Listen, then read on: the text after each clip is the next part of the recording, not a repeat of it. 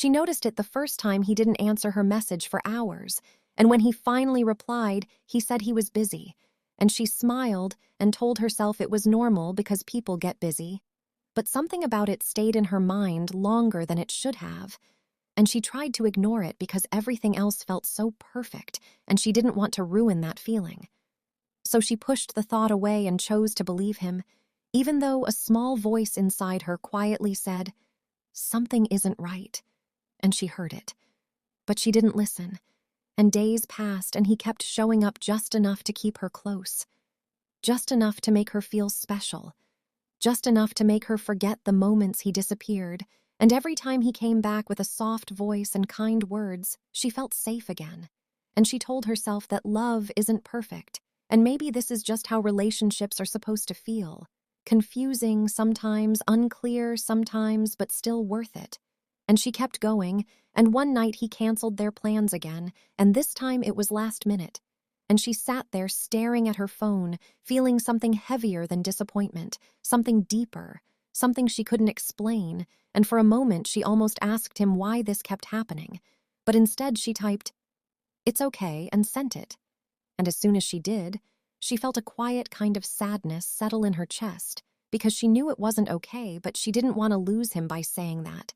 And the next time she saw him, he held her close and looked into her eyes like nothing had ever been wrong, and she wanted to believe that version of him, the one who made her feel chosen, the one who made her feel like she mattered, and she held on to that version tightly, even when the other version started showing up more often, the one who avoided questions, the one who changed the subject, the one who made her feel like she was asking for too much when all she wanted was clarity. And slowly she began to question herself instead of him. And she wondered if she was overthinking, if she was being too sensitive, if maybe this was her fault somehow. And the more she questioned herself, the easier it became for him to stay the same. And she adjusted without realizing it.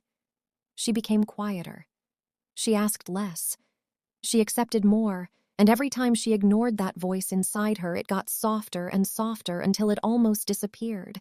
And one evening, she saw something she wasn't supposed to see, a message on his phone, a name she didn't recognize, words that felt too familiar, too intimate, and her heart dropped in a way she had never felt before. And for a second, everything became clear. All the signs, all the moments, all the feelings she had pushed away, they all came back at once, louder than ever, and she could finally see the truth right in front of her. But even then, even in that moment, she hesitated because facing the truth meant losing everything she thought she had, and she wasn't ready for that, so she looked away. She pretended she didn't see it. She told herself there must be an explanation, and when he came back into the room, she smiled like nothing had changed, and he smiled back and acted like everything was normal. And somehow that made it easier for her to keep pretending too. And time kept moving, and the distance between what she felt and what she allowed herself to admit kept growing. And she started to feel tired, not physically but emotionally tired from holding everything in, from ignoring what she knew deep down. And still, she stayed because leaving felt harder than staying, and one day he didn't come back, not with an explanation, not with a message, not with anything. And she sat there holding her phone, waiting for something that never came.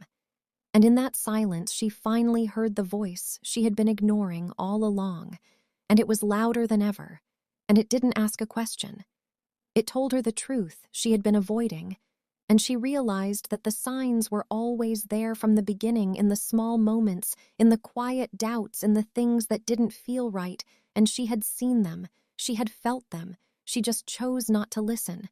And now, as she sat there in the stillness, she understood that ignoring the signs didn't make them disappear. It only made the ending harder. And even as she started to accept that truth, a part of her still wondered if maybe he would come back, if maybe there was still something left, if maybe she had misunderstood everything. And that thought lingered quietly, pulling her back into the same cycle, the same hope, the same uncertainty. And she closed her eyes for a moment, trying to find clarity, but instead, she felt the same familiar feeling again, that quiet voice beginning to speak once more. And this time it didn't fade. It stayed steady, reminding her of everything she had ignored, everything she had felt, everything she had known. From the very start, and as she opened her eyes, she realized the story wasn't over yet because the hardest part wasn't seeing the truth. It was deciding what to do with it. And even now, even in this moment, she could feel herself standing between two choices, one that felt familiar and one that felt unknown. And as her phone remained silent and the room stayed still, she took a slow breath, and for the first time she didn't push the feeling away. She let it stay. She let it speak. She let it exist without trying to change it. And in that quiet space, something inside her began to shift just slightly, just enough to make her wonder what would happen if this time she didn't ignore the signs. And as that thought settled in her mind, the silence around her didn't feel empty anymore.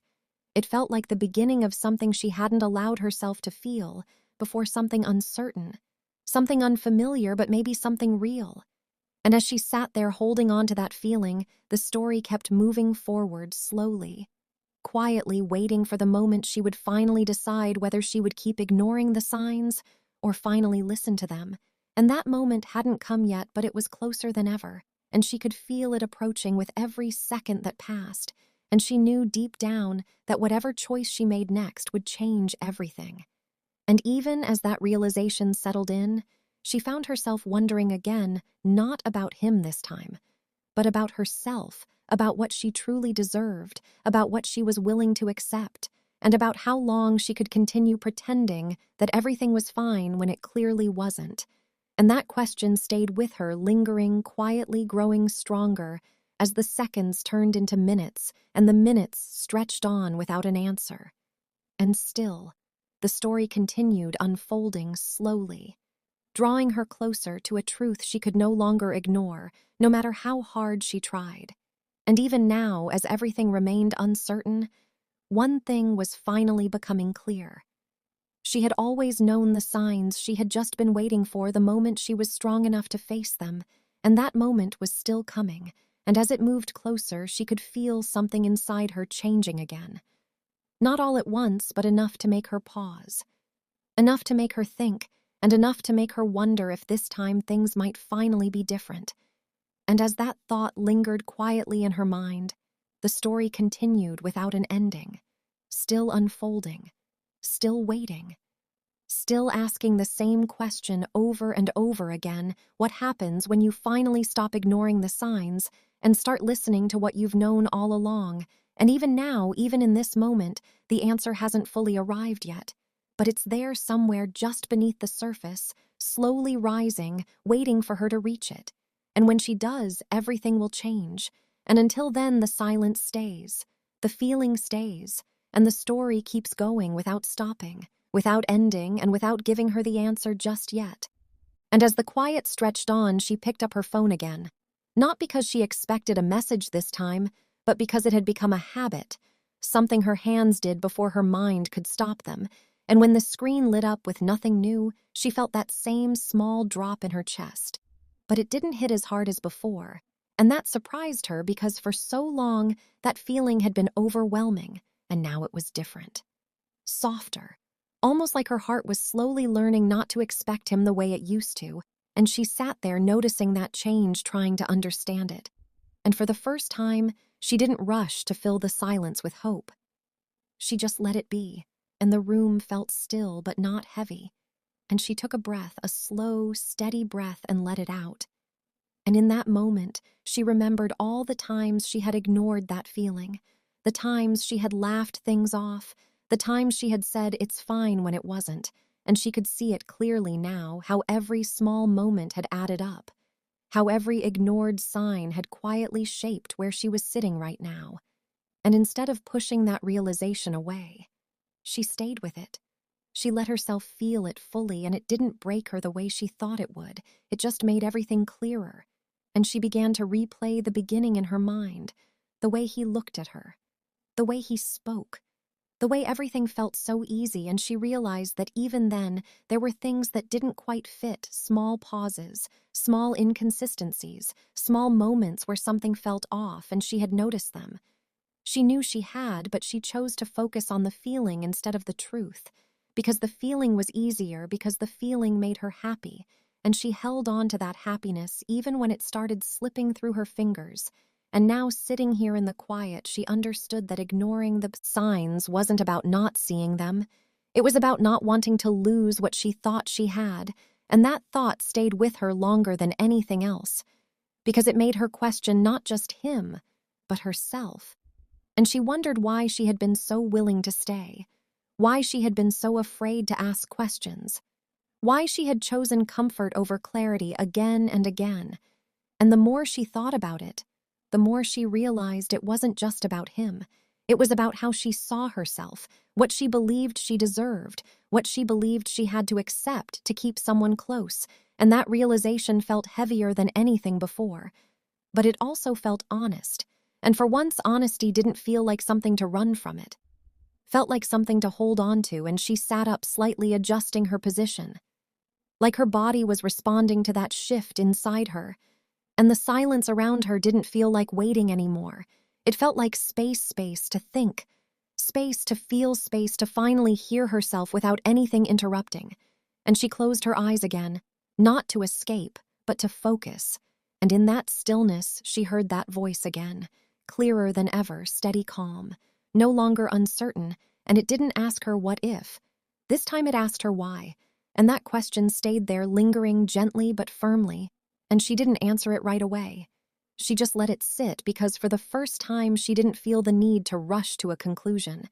She didn't feel the need to fix anything, she just wanted to understand. And as seconds passed, she slowly opened her eyes and looked around her space, noticing how everything looked the same but felt different. And she realized that change doesn't always show on the outside. Sometimes it happens quietly inside where no one else can see it. And she reached for her phone again, but this time she didn't check for messages.